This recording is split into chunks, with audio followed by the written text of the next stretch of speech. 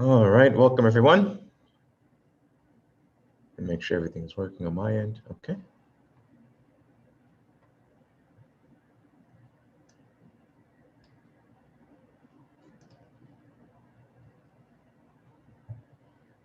Let's go ahead and start today's open discussion with the prayer for spiritual workers.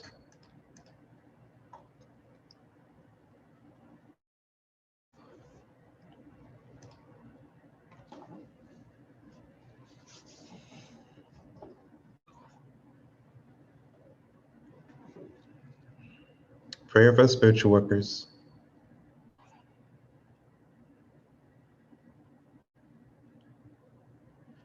Almighty God, I bless all those who, because of their limitations, would smite me. Almighty God, I bless all those who, because of their weakness, would not heed me. Almighty God, I bless all those who, because of their ignorance, would defile you through me. And I ask, Almighty God, O wondrous power, that your strength may be given to me now, so that I might be fortified by this, so that I might go forward bravely into the world, and despite reception, send forth my love thee throughout all races of man. Almighty God, give me the power and strength to rise above my karmic weakness, the deficiencies in the pattern of my, so that I might evolve and become stronger, I, and even stronger in thy everlasting light. O God, thy will be done.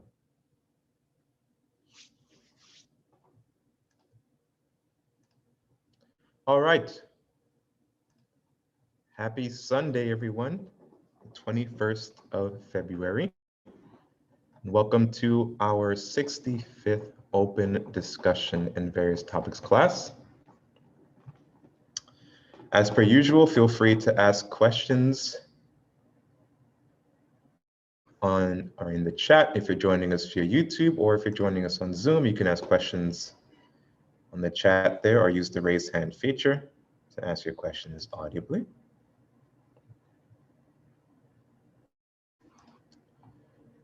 For our first half of the class, we will go into open discussion, and you can ask any question you may have on any topic of interest. And in the second half, if we have time, we'll go into our handouts and continue our discussion on the chakras and the mandalas that represent them. If you're in the last class, we did a talk on mantra and the mudras and techniques of mantra, a mudra that can be used with mantra japa. And that handout is available in the Google Drive shared folder. A link to that shared folder is in the description on YouTube. And also it goes out every week in our invitations to the open discussion. So hopefully you are subscribed to our meetup announcements or are on our email list and receive those announcements every week. We also send an announcement if class is canceled for any reason, but that is a rare occurrence. So do we have any questions to start us off?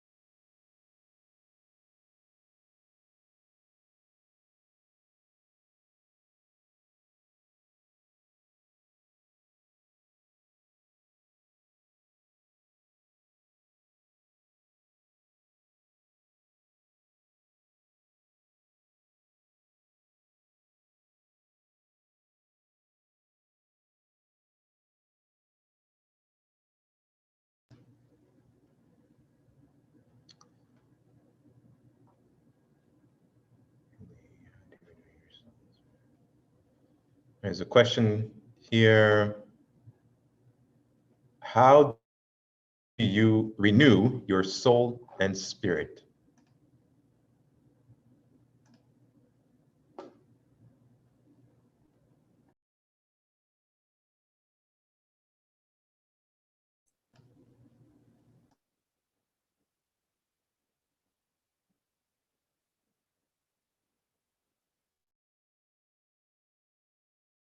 There's good morning, everyone. There's no need to renew the spirit, and really, there's no need to renew the soul either. Now, it's a funny question, and it's a complex answer because the spirit is the divine spark of God. It's the real you. It's that part of you that never left.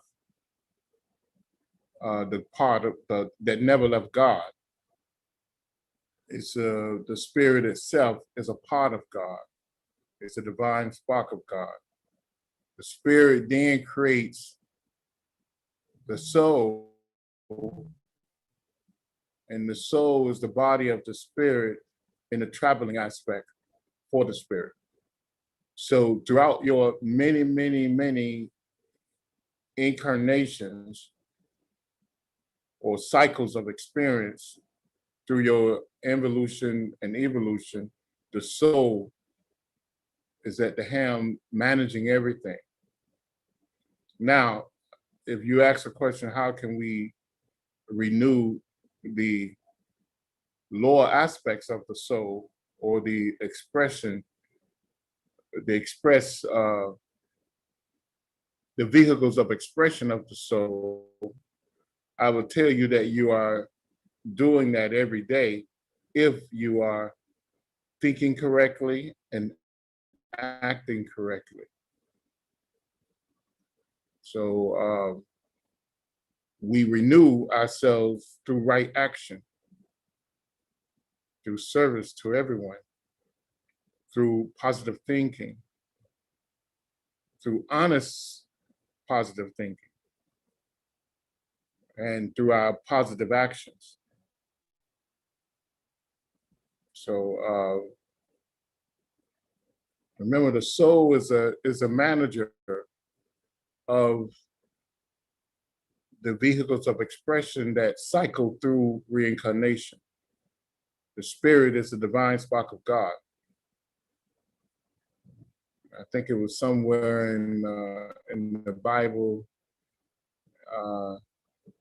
It said, "Ye are gods," speaking of the inner man, and that's true. So I hope that answered your question. We have several lectures on the YouTube channel that you can look at, that we talk about the mystic constitution of man or the mystic makeup of man, and we go into great detail on those items. And we recommend books there too.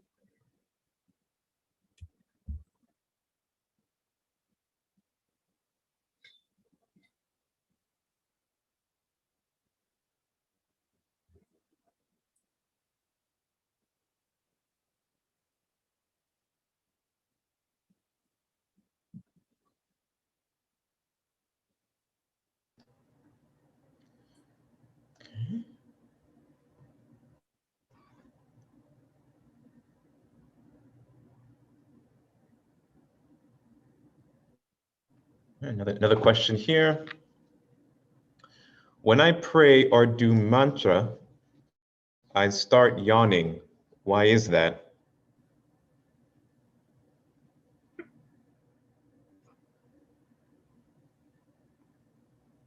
I don't know. You shouldn't be yarning. Mantra should fill your body with energy if you're doing it right. Unless you're doing it for long periods of time.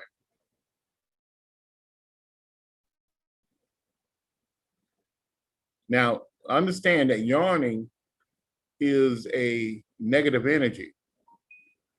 You have 5 major energies within the body. And we know those major energies by their name, you know.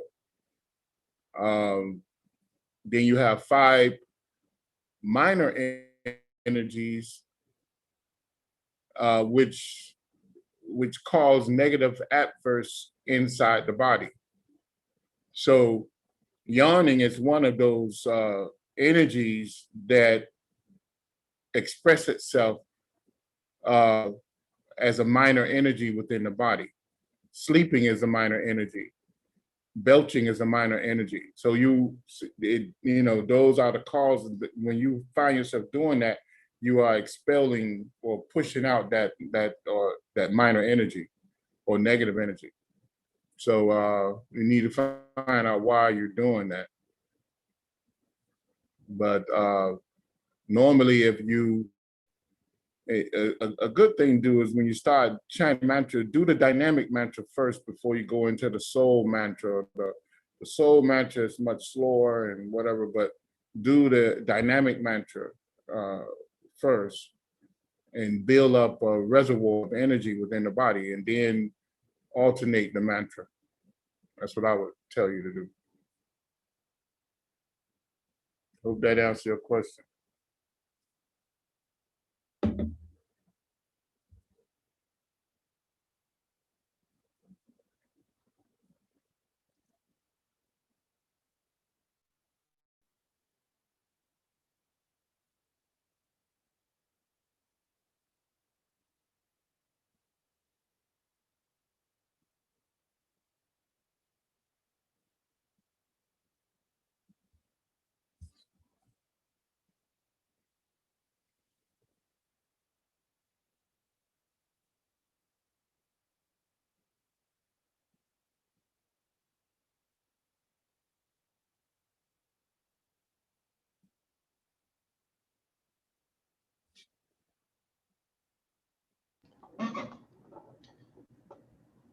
Do you have any more questions?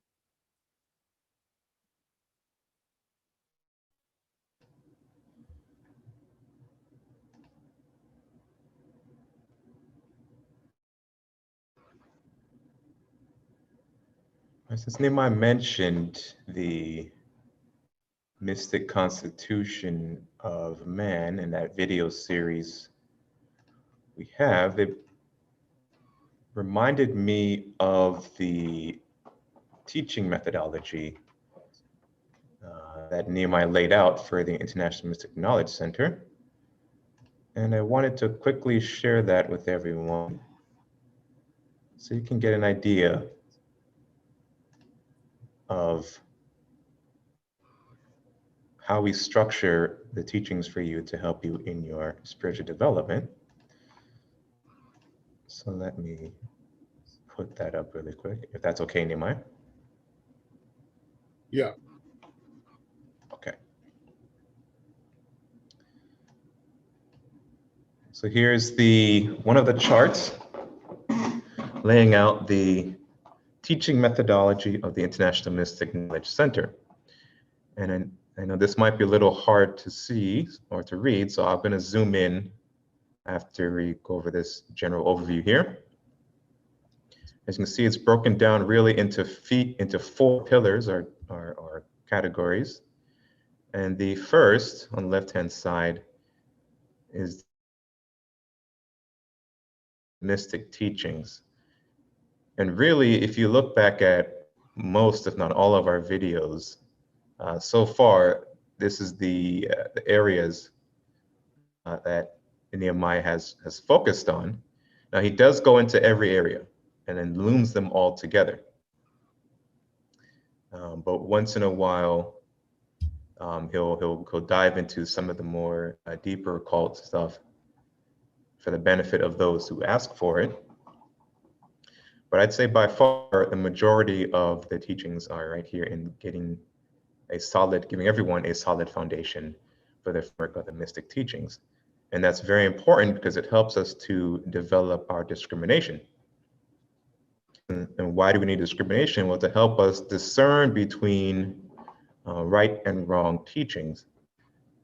I know it's very popular nowadays to take on this type of relativistic attitude that everything is right and there are no wrong answers and like that, but that is incorrect. As in science, there is multiple ways to go about it, but there is a right way and a wrong way, which can lead to positive, negative, or evolutionary steps. So let's take a look at the first one here. We start out with the mystic constitution of man's makeup, the ABCs of metaphysics. For as long as I've been attending classes with Nehemiah, so probably going on a decade now,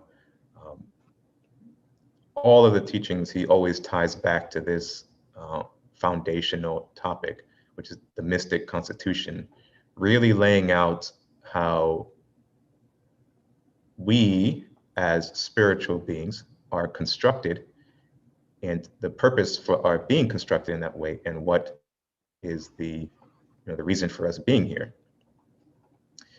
All those answers are addressed when we look at the mystic constitution, how we're made, what is our position in the cosmos, how we relate to God and how God relates to us, and how the laws of God impact every aspect of our lives and evolution. So from there, we go into man's origin and its framework, spirit and the soul, leads to the framework of the manifested makeup, then the body, Shakti into Kundalini, the four states of sound, the nine system, the functioning capacity of man's mystic makeup, the chakra system, mental bodies, formation of the pranas, etheric body, astral body, physical body, and then the mystic pathway to spiritual development, the yoga techniques, and all of that from the origin of the framework to the mystic pathway to spiritual development is included or part of the framework of karmic laws which govern the universe. So these topics should be familiar to just about everyone who's been studying with us for some time. And that's all of that falls under the ABCs of metaphysics. I know to us students, this stuff sounds incredibly advanced and sometimes difficult to follow along, but it's quite humbling to know that, on class 65 of open discussion, and just about everything we've been discussing is just the ABC of metaphysics. And from there, it gets more and more and more advanced. So we have quite a lot to learn and quite a ways to go. And if you're like me, that's actually quite exciting to know. All right, see if there's any questions here. If not, okay, I'll just keep going. So next we'll move into pillar number 2, which is karma, the divine laws that govern all actions in creation. All yogas are proper actions that aid mankind back to the God state of being.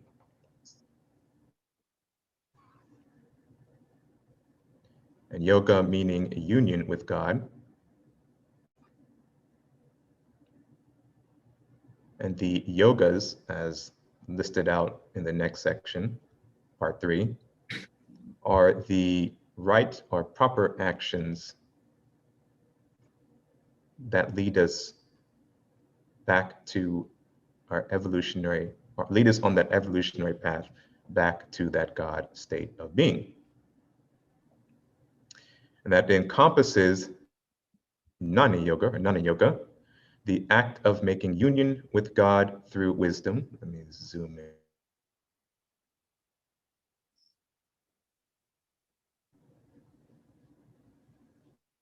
Right, which is more than just an academic study of the teachings, but it is an actual becoming a knower, and that relates to meditation. We'll get into that later. Bhakti Yoga, the correct actions for demonstrating devotion to God. Or is another way that Nehemiah described that for us, it is recognizing God in all things, and therefore giving everything, everyone its proper respect and due treatment as an aspect of God, or as a spark of God on its way back, or on its own evolutionary path. Hatha Yoga, the correct actions for balancing your physical health towards enhancing God's presence.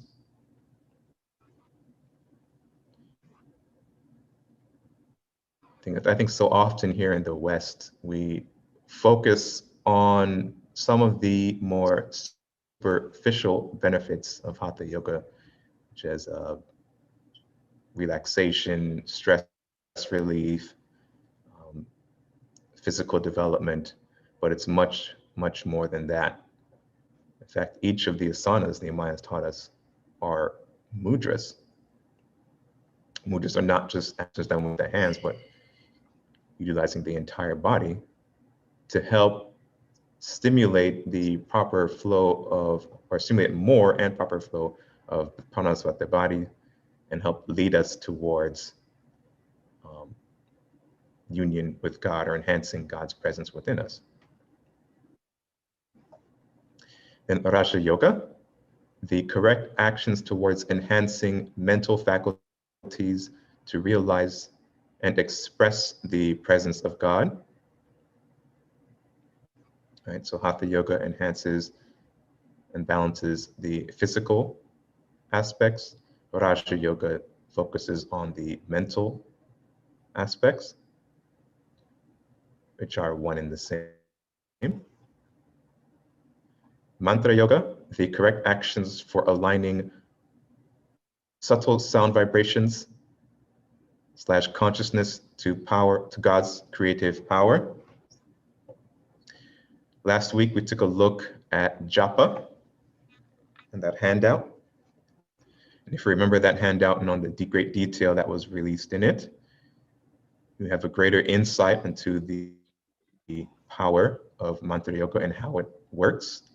Remember, the japa of mantra purifies the aura by burning up the negatives and scars, spins the layers of the aura in a centrifugal type fashion, burns up negative scars, allowing for a cleaner flow of the pranas through the nadis.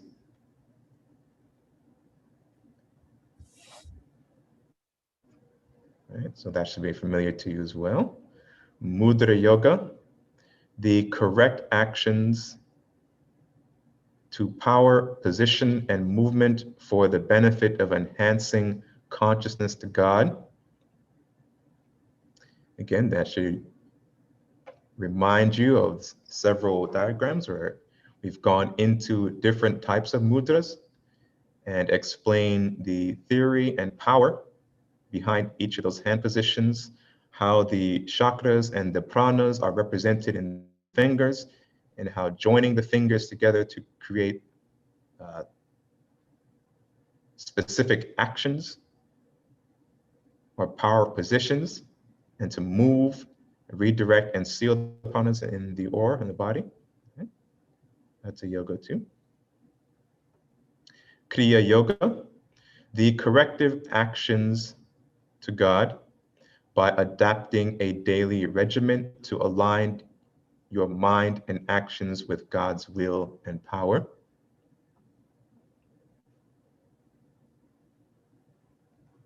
Right? Tantra Yoga, the correct God actions for looming, threading all the yogas together.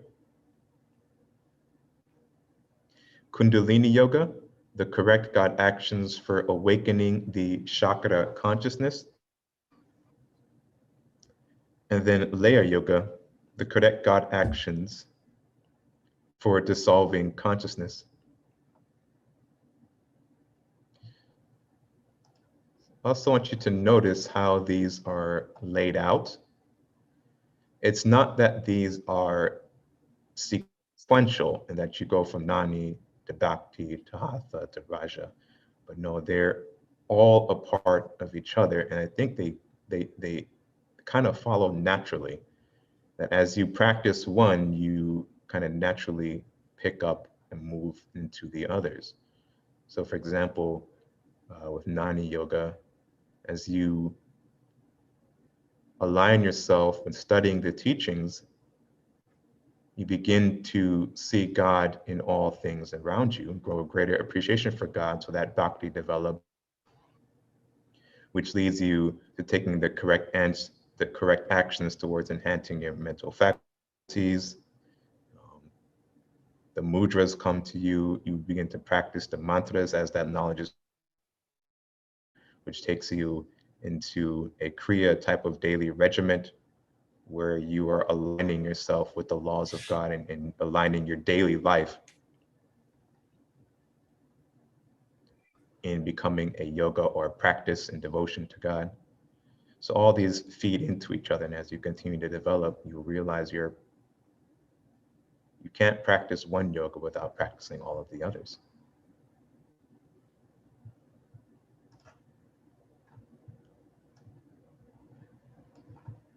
Do you want to add anything to that, Imai? No, it's you did well. Okay, so number 3, Tantra Yoga. As we mentioned earlier, Tantra is the correct God actions for looming, threading all together. So I know in the West and other parts of the world, we have a left-hand skewed view of Tantra Yoga, but it's actually a looming together, or a technique for looming or threading the yogas together to awaken the power of Kundalini consciousness.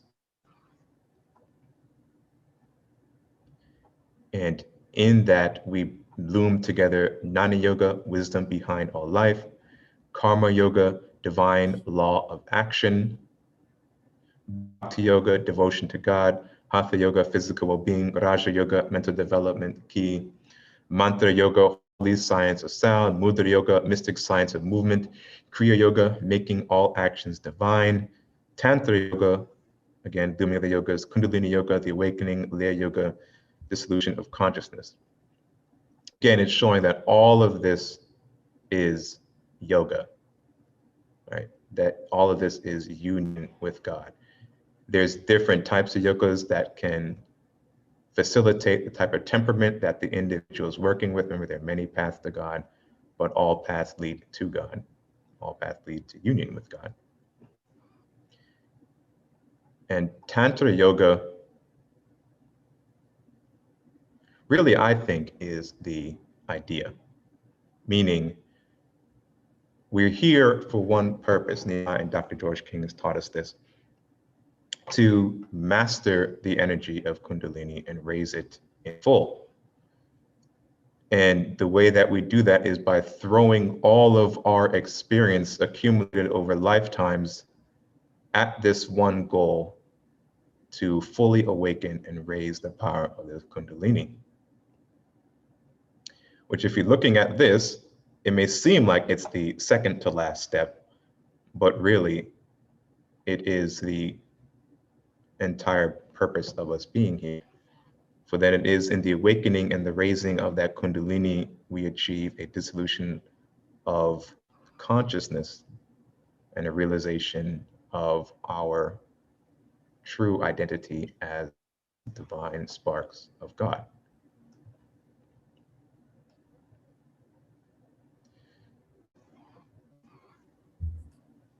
Let me see if there's any questions here.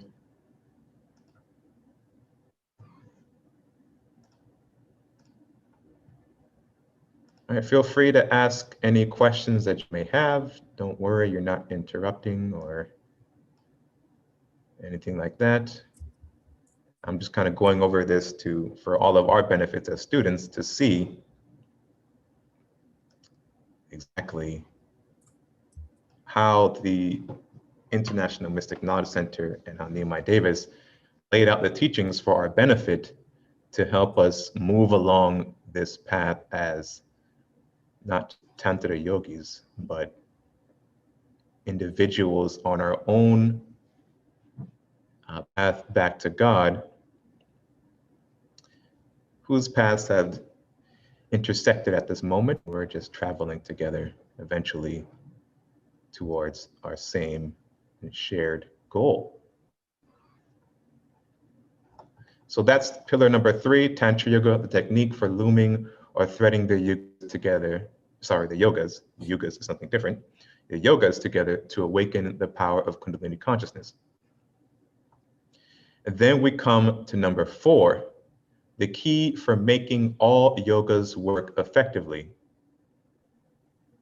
It brings together everything into the yoga techniques. It integrates into all the yoga techniques. And this should be familiar to everyone. Why should it be familiar? Because this is something that Nehemiah, I think, mentions in just a single class, which is the limbs of Raja Yoga. First is Yama, the control of all thoughts and actions. Sorry, let me zoom into that. Number 2, Niyama, the placement of divine observance to all thoughts and actions. Asana, the seats of power, movement, and the mystic power of hand signs.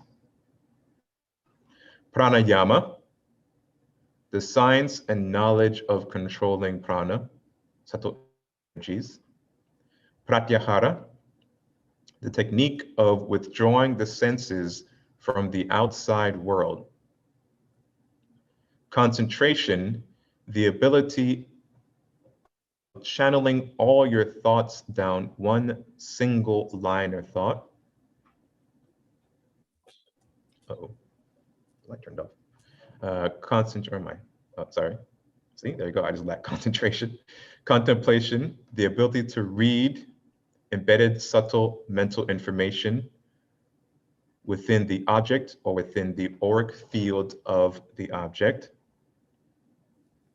And meditation is when the practitioner merges his consciousness with the thing that they are concentrating or contemplating on. These together make the key for making all yogas work effectively, is the integration into all the yoga techniques. And so I mentioned earlier that one of the keys or goals behind this teaching methodology is to help us develop discrimination. And here,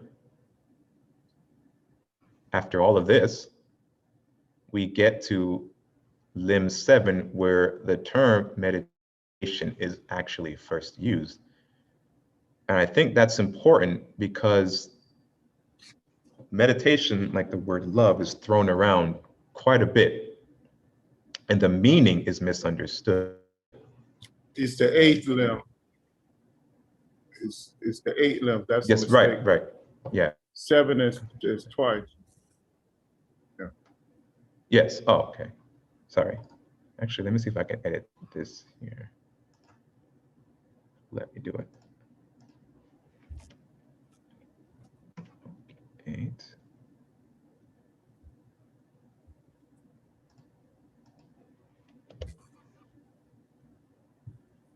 Okay. I'll make some edits to this and then upload it to the shared folder. So I don't think it's there now. It might be in the 2020 folder, but I don't recall uploading it. So if you'll a little patient with me, I'll get this up for you, for everyone. Let's say that. So it's that meditation. So meditation is a term that's thrown around quite a bit, and there's a lot of misunderstanding surrounding that because of how liberally it's used. But really, as you can see here, it is a merging of consciousness that comes after concentration and contemplation. So what you're concentrating and contemplating upon, right? The concentration is channeling all of your thoughts to a single object or idea that you're focusing on. This was, if you recall back to the practices that Nehemiah gave us, he gave us practices for developing our concentration. I'll just briefly talk about one now. It's where he told us to, if we're focusing on something we want to, a task or a goal, that we sit down with a pad and a pen and write down everything that that we can think of that's associated with that particular object or with that goal or task we want to accomplish. And we just keep focusing our mind or bringing our mind back to that one goal. And just, I think it's called, it's where we only allow thoughts related to that particular task or goal to come to our mind, or we only entertain those thoughts. We don't force the mind down a single line of thought, because that's very, very, very difficult to do, especially in the beginning. You let the mind run, and then once the mind exhausts itself, you bring it back to whatever you're trying to concentrate upon. And as those strenuous thoughts come again, you allow those to come and to run and the mind again to tire itself out, and then you bring it back, you coax it back, use the will to focus the mind again. And over time, you develop the power of concentration through that. He also gave us other techniques with mantra or visualization. But if you want those techniques, you'll have to go back and watch those videos. They are private, so you have to request access to them. He also gave us techniques for developing our contemplation, the ability to read embedded subtle mental information within the object or within the auric field of the object. This was Dr. George King mentioned it in one of his lectures about a master instructing him to sit down and focus on the keyhole for several hours. And when you can do that, you're beginning to concentrate, or studying the scales of a flatfish, or gazing into a candle flame for several hours. That's actually an interesting technique. And once you're able to do that, we mentioned it last week, being able to focus 10 hours worth of concentration into a single moment, then you're beginning to contemplate. So it's not something as, taking a leisure stroll in the park or, something passive. It's a very active and mentally demanding task. But once you get to that, then you're beginning to open the door or knock on the door to achieving meditation. As Nehemiah has taught us, that too is an even more active task. You're suspending physical movement to stimulate greater and greater psychic movement. And so although physically it may appear that the individual who is in meditation is not doing much, but actually there is a massive expansion of consciousness and merging of the consciousness with whatever it is that individual is concentrating or contemplating on, be it an object, be it a single syllable, or a thought or an idea or a mantra. So meditation is much, much, much deeper than relaxation exercises in which you just, sit down and breathe and visualize an ocean or something like that, which are important, but are not meditation.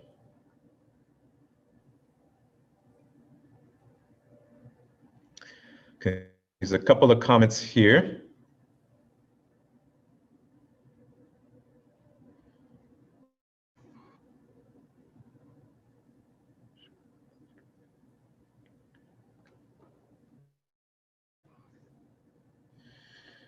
A comment here, I believe that Dr. George King stated that by showing our love to our enemies, we are making the greatest sacrifice. Mr. Davis, can you give us an example of this?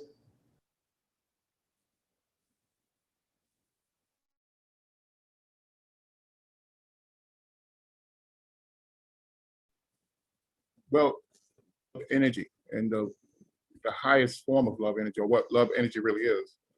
And this is, in other words, I have to go back to the origin of it so that maybe everyone can understand this. There's, in the beginning, we're told that God spoke the word and the word was God. And from that came a sound vibration. That sound vibration released this thing called Shakti. Everybody heard of Shakti. And Shakti is, everything is Shakti because all creation is built from Shakti. But when the sound vibration Vak, which is the initial sound, released the Shakti, it released it in a form of Nata Shakti. And Nata is supreme sound. And that supreme sound is repeated by all the galaxies, the solar systems, the planets, the earth. That's the holy word and the combinations of the holy word. But in doing that and repeating it like that, it helped to modify this power we call Shakti. And Shakti is first modified into 4 principles. The first principle is Vijnani, which is intelligent, which lays out an intelligent grid or format for all Shakti to follow. Then it modified into Chitta, which is a universal mind matrix that everything must fall into. Then it modified into what we call prana. And prana is another a universal pattern that allows all Shakti, all matter, everything to be able to move.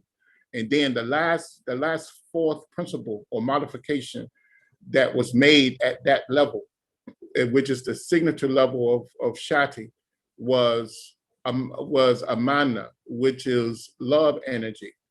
And this love energy was the greatest modification, simply because it had the ability to continually move energy from the unmanifested part of God to the manifested part of God's creation. Now, the unmanifested is that part of the absolute that is the absolute, and it never changed. It's always there, and that's where everything came from. But what love energy did, love energy created a screen of protection that wrapped itself into the unmanifested part, back out into the manifested part, and all creation is within that screen of protection. And it makes sure that all cycles of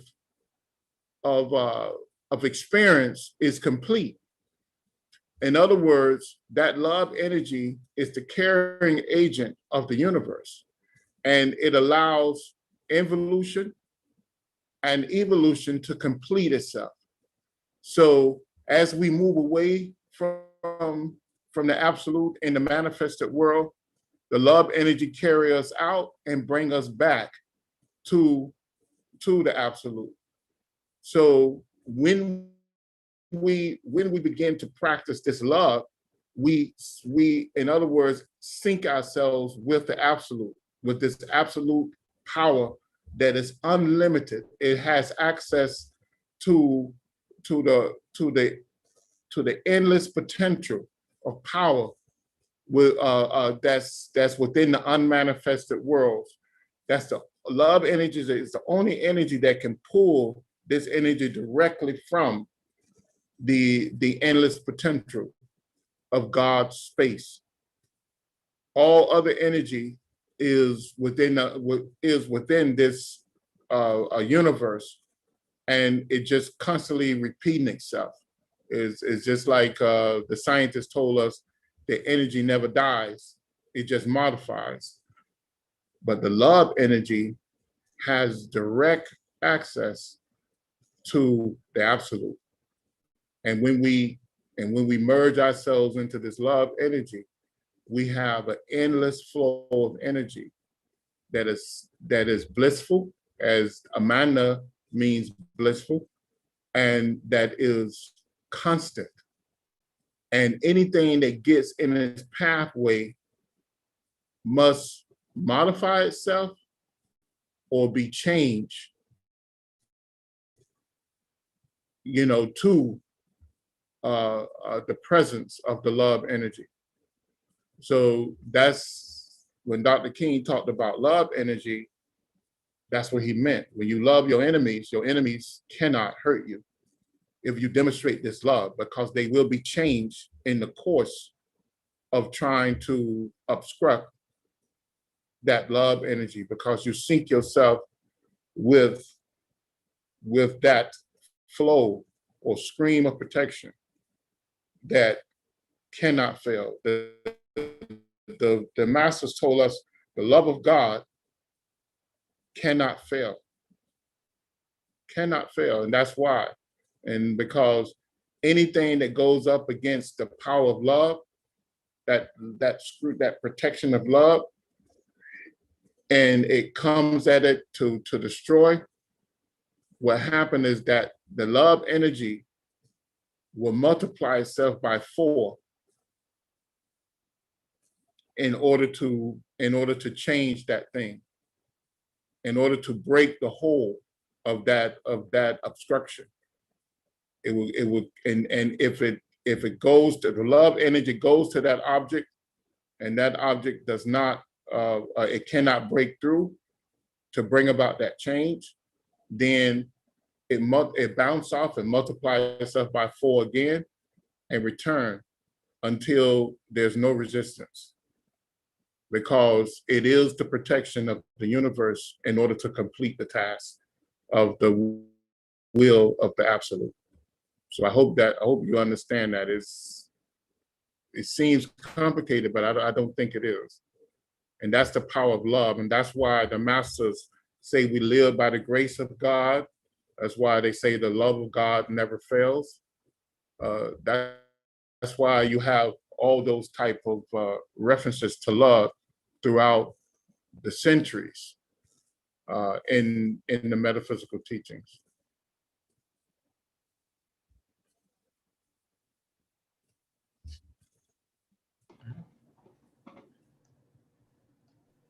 Okay. And Beatrice, just to continue with that, an example of that we do at the beginning of the class, right? And what is that? That is the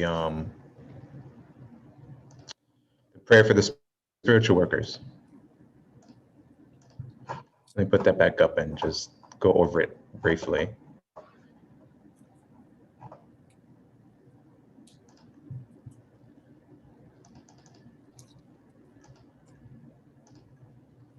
All right, so remember this, we do it at the beginning of the class. And if we remember the first 3 stanzas are we,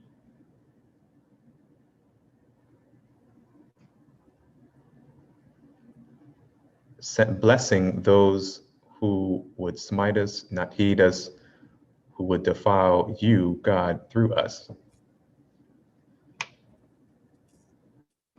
And so if you read through the prayer, Almighty God, I bless those who, because of their limitations, would smite me. I bless all those who, because of their weakness, would not heed me. I bless all those who, because of their ignorance, would defile you through me. So this prayer that we recite is not just playing lip service, but it is love in action. In fact, all the prayers that we are taught and practices that we are taught, Nehemiah and the Dr. George King through the Aether Society have taught us, is love in action. By aligning ourselves with that love, by aligning ourselves with God's name I mentioned, we are not only pulling ourselves up, but sending forth my love of thee throughout all races of men.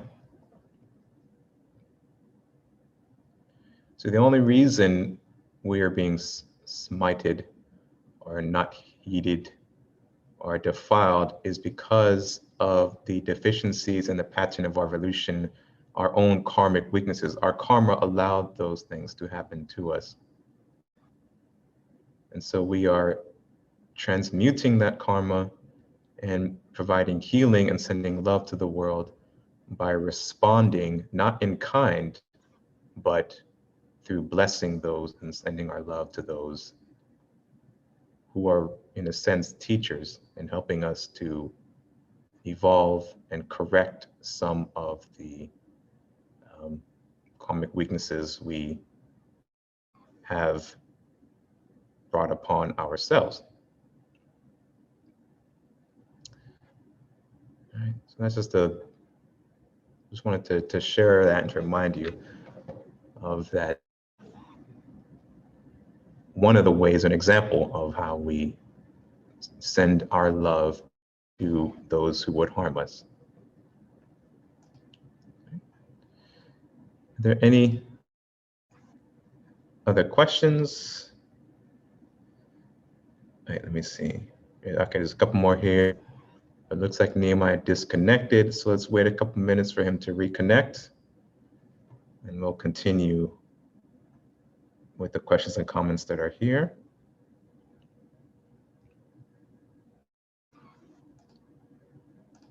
But until he comes back on, let me put back up this methodology.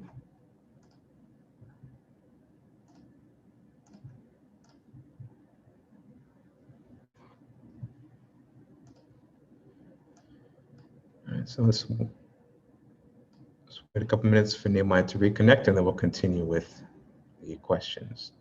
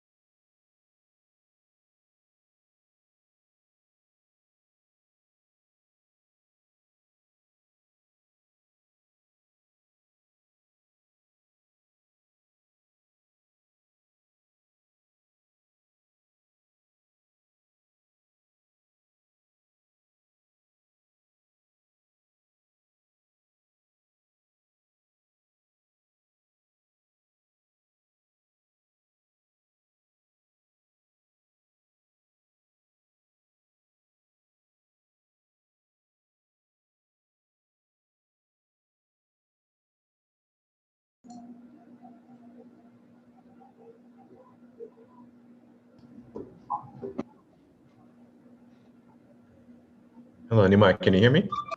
Yeah, I got kicked off. Okay.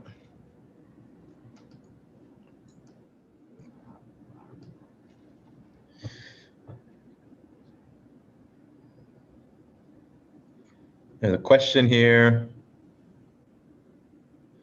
Can I transplant my consciousness into an object and merge with it that way? You might think you can, but in most cases you can't. Not at a concentrated, contemplative level.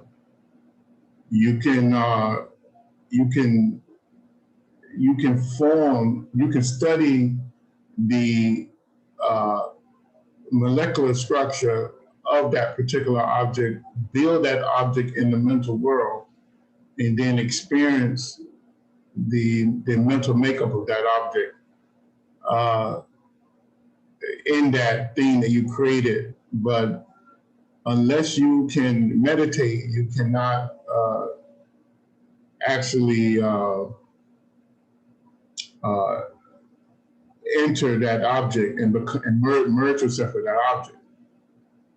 Okay, so now a lot of people say, "Oh no, that's not necessarily so," because you have spirits that lock themselves in your aura. Yes, but they in the aura, but not in the actual body. Remember, all the bodies are within the aura, and all of us share our aura. So yes, you can get into the aura of that thing, and that's how you know the mental makeup of that thing. But to get into the operating systems of that thing is a different thing.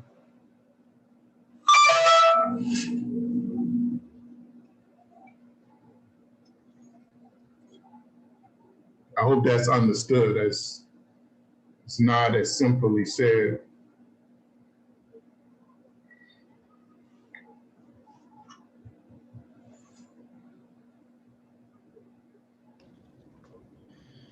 Another question. What is it called when something wakes you up at a prescribed time in the morning? It's you probably. Your makeup something may be waking you up within your own mind, or urging you, or maybe your higher self need you to wake up at that particular time. I don't know if it's a particular entity or not. It's just you in most cases. You almost have to be a very unique person for an entity to try to control you in that way.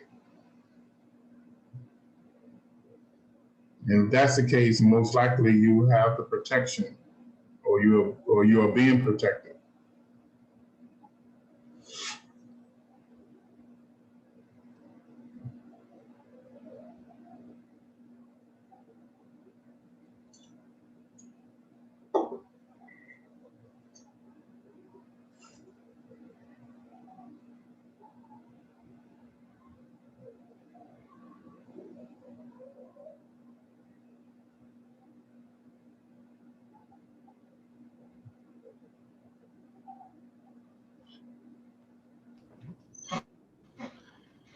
Do you have any more questions?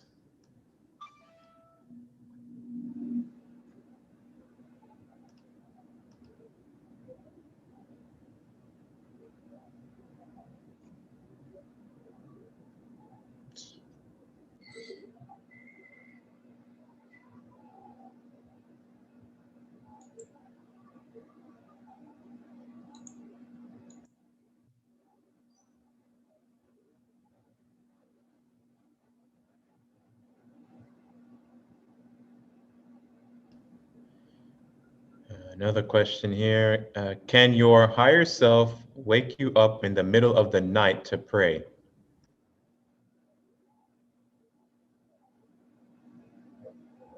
Yes, that's possible. It might be your higher senses, not necessarily your higher self, but your higher senses. can wake you up and tell you to go and pray.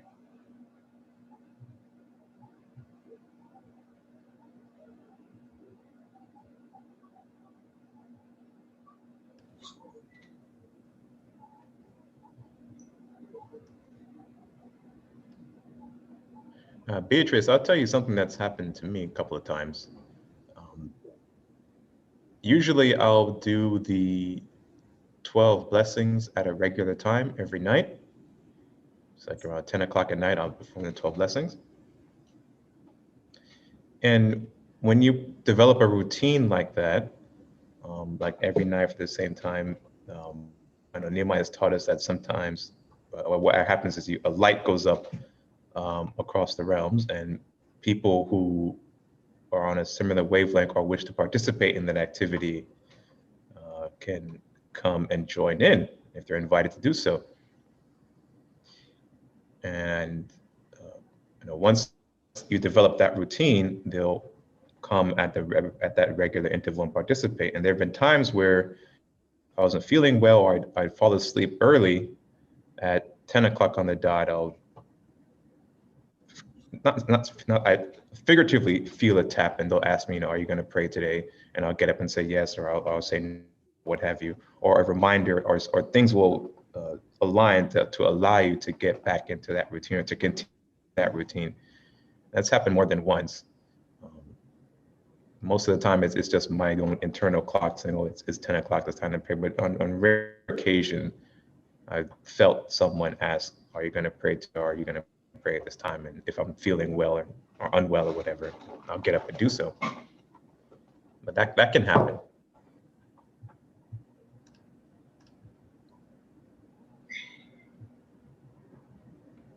James has a question. At that time.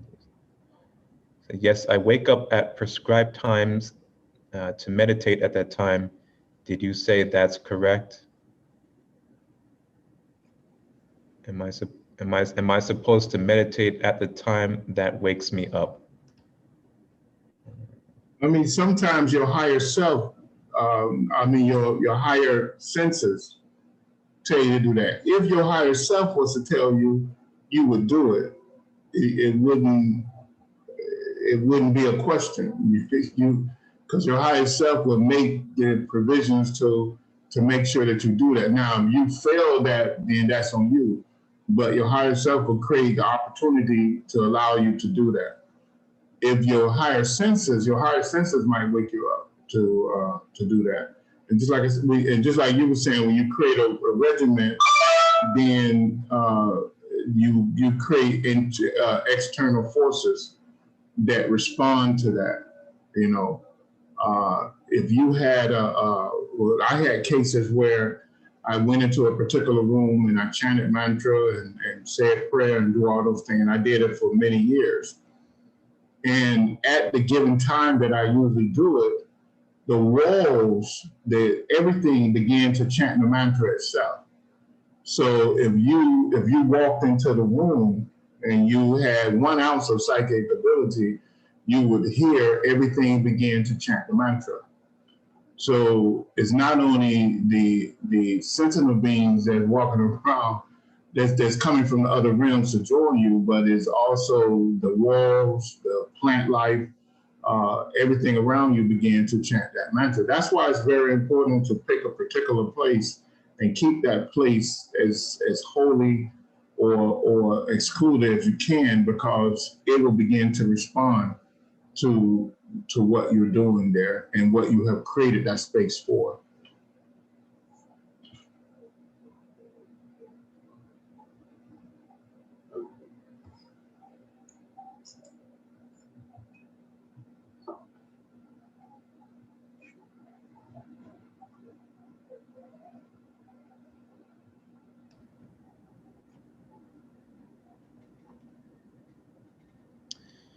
A follow-up question here. The best times to pray during the day and at night? I have did both. I did first thing in the morning, whether it was 3 o'clock in the morning or 7 o'clock in the morning. And I have did in the evening from 6 to 9 or 7 to 10. So, and then I did at midnight. So it all depends on you. I mean, I wouldn't say one time was better than the other, although the yogis say the best time is 3 o'clock or 3:30 in the morning. But I think you can create your own time based on your busy life. So, and there's always good time for prayer. I mean, you can pray 24 hours a day because prayer is service. And in these days, service is the pathway to enlightenment, you know, because service is right there on the level of love. You cannot serve without love energy. Remember I said love energy is the quickest and strongest thing to link you with the presence and power of God.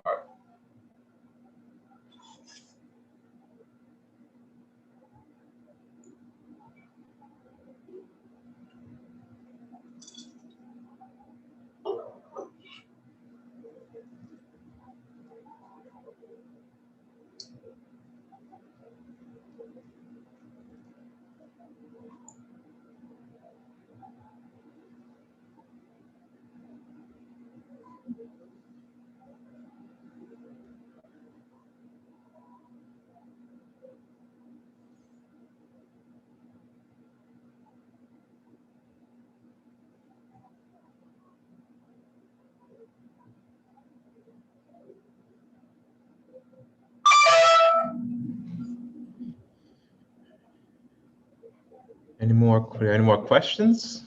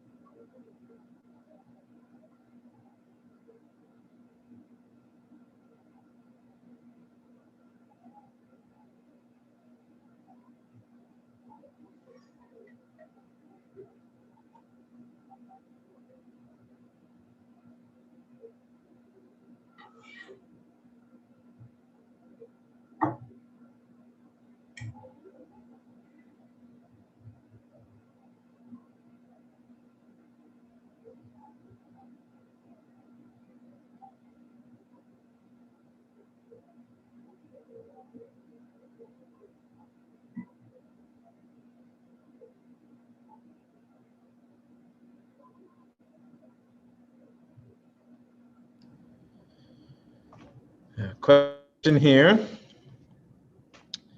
When you pray the prayer for spiritual workers, do you think of all the people you would like to help, including your enemies? No, I would just say the prayer. I wouldn't focus the prayer towards excuse me, towards any one person. I would just say the prayer.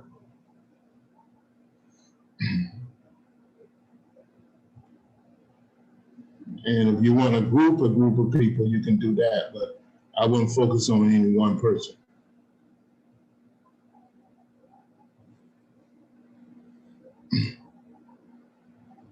You know, service to the world is best given to those people that you're not closely associated with.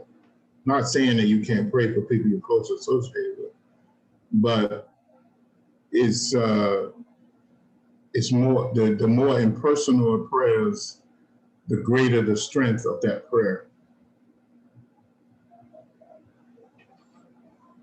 Because you can demonstrate love with a stranger more than what you can demonstrate love with someone that you're close to when it comes to things like that.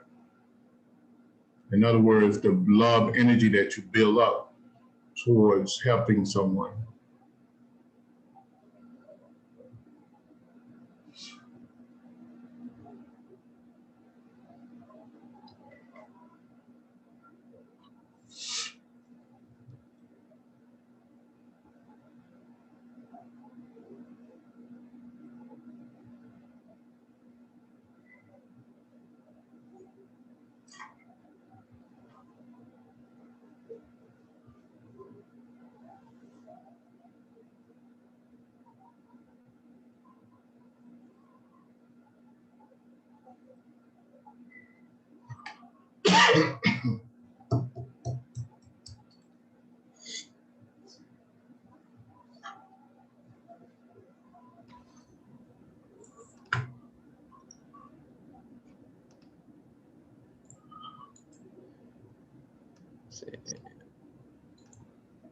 Are there any, how much time do we have?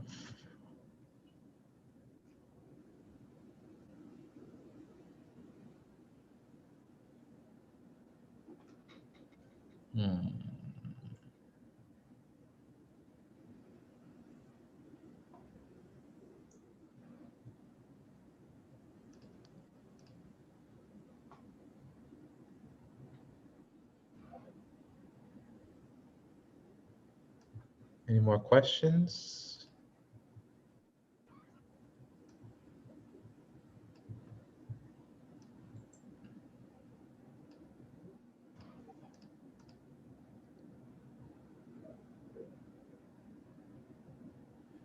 Yeah, comment here. I always pray the New Lord's Prayer, but I do it without thinking of a particular person. That's good.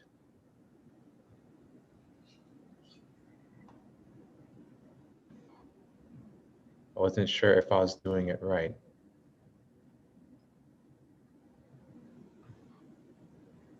Well, that's the right way to do it. I mean, you pray for the world, you don't personalize it.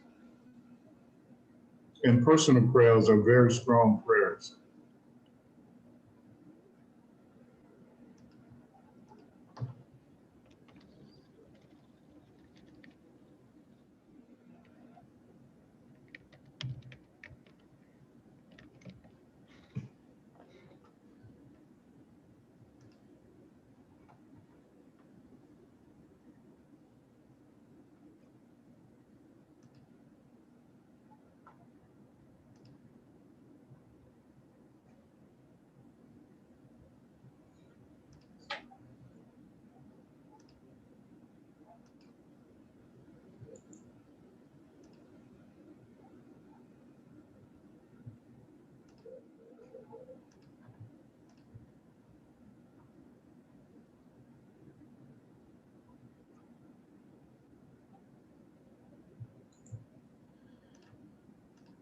Any final questions? I guess we'll go into the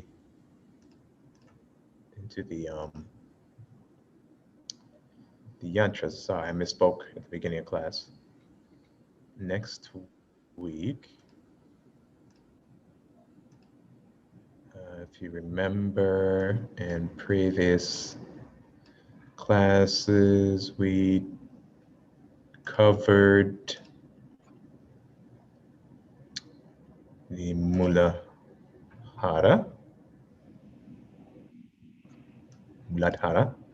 the base of the spine, and we covered the Svadhisthana, the sex center. Next week,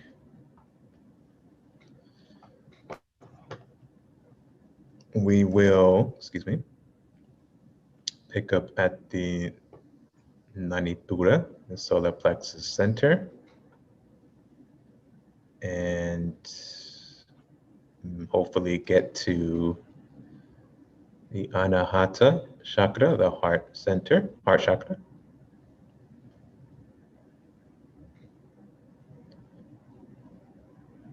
Which will then leave the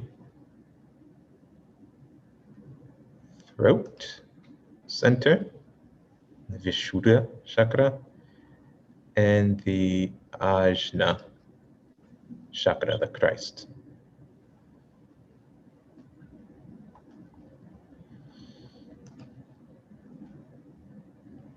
Yeah, we'll do that. We'll do that next open discussion. And those are available in the Google Drive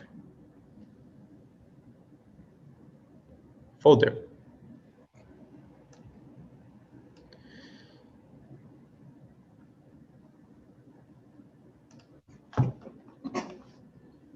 Do we have any final questions?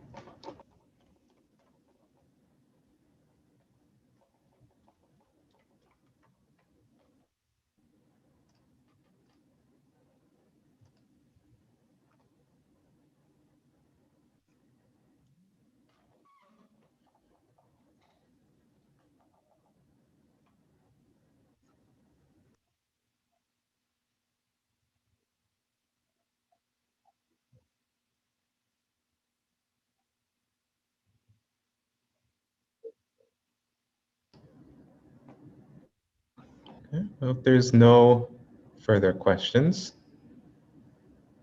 let's go ahead and close out today's open discussion with the New Lord's Prayer.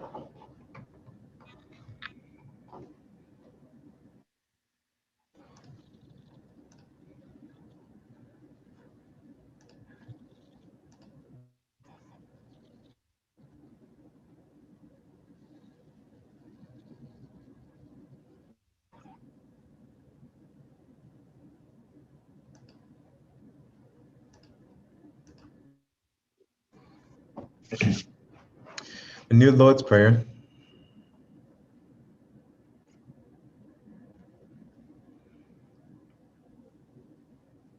O divine and wondrous Spirit, O everlasting Lord of hosts, send forth now through me thy great and lasting power. Allow me, Almighty God, the lasting privilege of radiating to all the world thy great love, so that those who suffer may be given the power and energy to rise above their weaknesses. Almighty God, in great humility do I ask you to send forth your power to give to me this great lasting privilege of being a channel so that my suffering brothers may be helped and guided and healed and lifted into thy light, so that they who know not may look up and in doing so receive to their higher selves your divine counsel. Almighty God, this day have you granted me a divine privilege. I ask you now to give to me the strength so that never again will I turn from my inner vision of you. Oh, great peace, great peace, great peace. In praise of your greatness, O God, doth my soul sing. Grant it energy to sing on forever and forever.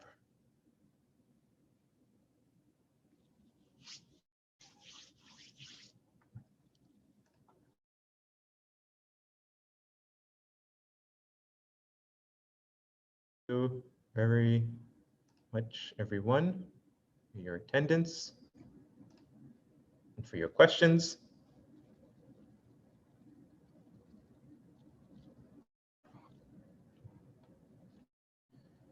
And we look forward to seeing you next time.